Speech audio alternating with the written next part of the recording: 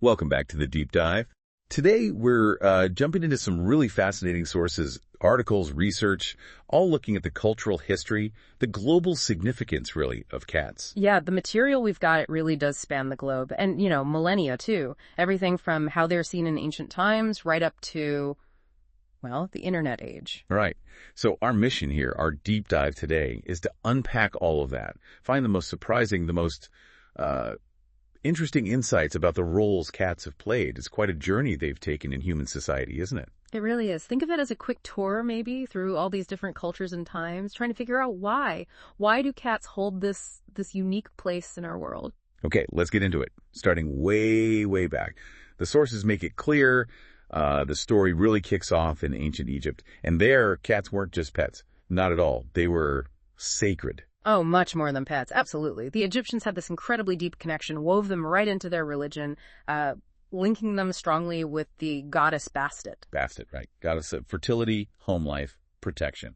Exactly. And the way she was depicted, the sources show her as either a lioness, fierce, or sometimes a woman with a cat's head. That imagery alone, it says so much. Connects the cat's sort of power, but also nurturing side to this protective figure. Precisely. And, beyond the spiritual side, their practical role was just huge. They guarded homes, yes, but crucially, those vital grain stores from rodents, pests. Which wasn't just about tidiness, it was about survival, economic security. Absolutely. The sources really stress how much that practical value boosted their status. Yeah. Immensely. Which makes this next bit from the sources even more, startling.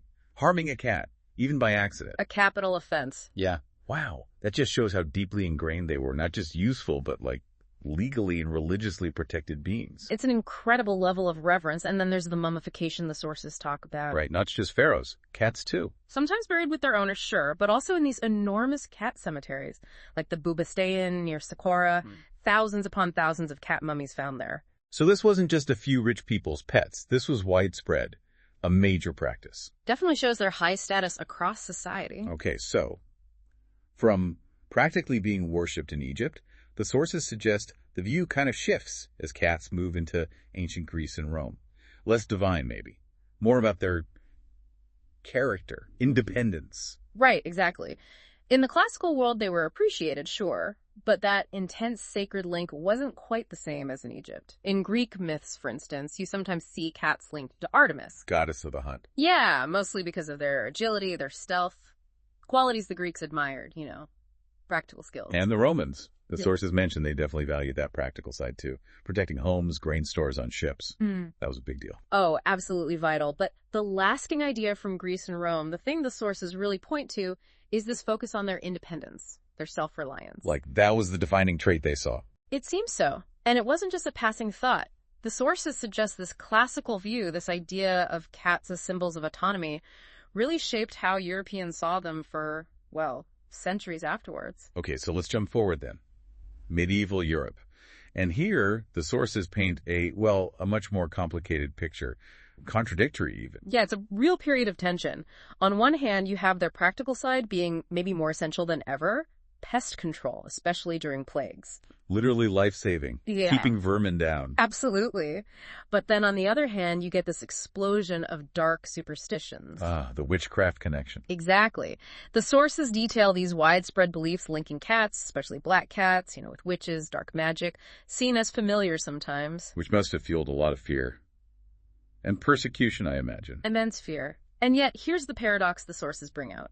Despite all that fear, that negativity, they were still so crucial for that pest control job.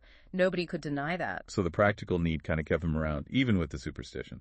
It seems that way. The sources suggest that undeniable usefulness slowly, gradually helped them gain acceptance again over time, eventually leading back towards being valued not just as mousers, but as companions too. But it was a slow and difficult path back. Okay, let's shift gears in continents. The sources point to a much more positive view in parts of Asia, particularly China and Japan. Luck, prosperity.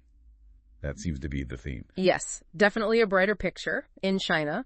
That positive link started similarly protecting food supplies, a very practical origin. But it evolved into something more symbolic. Right, into this broader idea of good fortune, Which leads us, of course, to the Meowkats. The beckoning cat. You see them everywhere, little statues with the paw raised. Exactly. And the sources explain that raised paw isn't just a cute wave.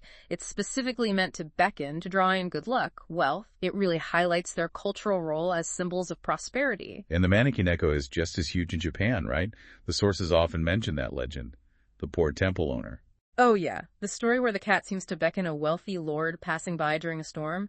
He takes shelter, is impressed, and becomes a patron of the temple. Saving the temple, essentially. Yeah. Linking the cat directly to good fortune, financial rescue even. It's a really foundational story there. But beyond the Meowkat, cats in Japan also symbolize protection, companionship. The sources even mention cultural phrases like neko no te mo kashite. Which means? Literally, lend me your cat's paw. It basically means you're desperate, you need any help you can get. But it's just charming, isn't it? Shows how cats were just part of the everyday thinking, even in tough times. It really does paint a picture. Shows how deep that connection runs. The sources also talk about Islamic culture, a very high regard for cats there too. Yes, absolutely. Islamic tradition holds cats in great respect. They're often seen as, well, naturally clean, graceful creatures. And there's that famous story about the Prophet Muhammad. Mwetza, yes. The sources consistently bring up the story of him cutting off a piece of his own robe rather than wake his cat, Musa, who was sleeping on it. That's quite a gesture. Speaks volumes about consideration for the animal. It really does. And generally, kindness to animals is strongly encouraged in Islam. Cats are often welcomed as pets in Muslim homes, seen almost as blessings. Appreciated for their independence, yes, but also for maintaining sort of cleanliness and harmony. So, we've covered domestic cats quite a bit, but the sources also touch on wild cats, how they were viewed in some Native American and African cultures. Symbols of wisdom, strength, mystery. Right, because in many Native American cultures, domestic cats weren't native. So the focus was naturally on the wild cats. They knew bobcats, lynx. And what do they represent? The sources show they held significant symbolic weight. Qualities like wisdom, definitely stealth, a fierce independence. The bobcat, for example, sometimes seen as representing intuition, a connection to nature, maybe knowing hidden things. Interesting. So less pet, more.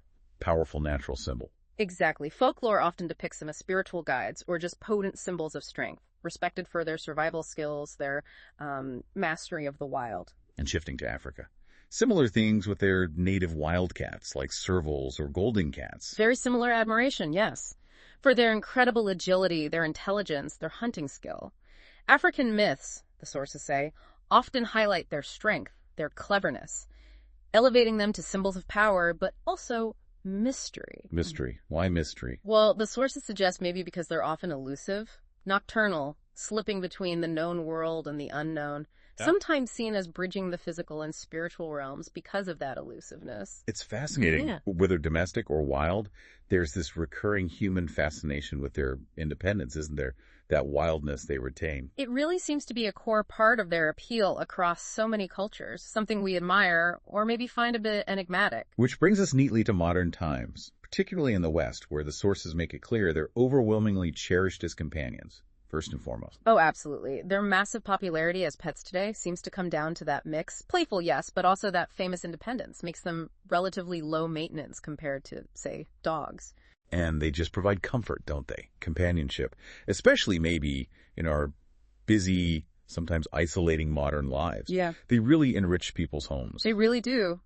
But their modern role, as the sources detail, goes way beyond just being a furry friend at home. You mean the internet? The internet. Cats basically conquered it, didn't they? They became these huge digital icons, global sensations. It's undeniable. Yeah. Instagram, YouTube, TikTok, just flooded with cat videos, memes, reels. Their antics, their, relatable laziness 1 minute and sudden bursts of chaos the next, it's made them genuine cultural figures.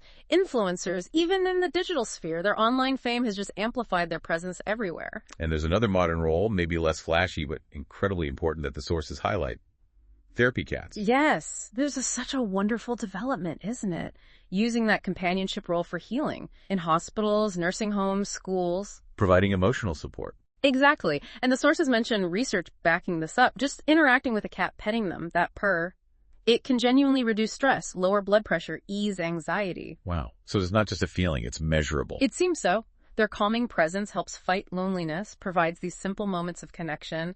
It really boosts well-being, makes them incredibly valuable, quiet heroes in therapy settings. So when you step back and look at this whole journey, drawing from all these sources, it's just an incredible range of roles, isn't it? Astonishing, really, across history, across cultures, shows this enduring, complex, somehow always surprising relationship between cats and humans. From sacred beings, symbols of power, independence. To practical pest controllers, figures of fear, bringers of luck, revered creatures. And now, beloved companions, digital stars, and even healers.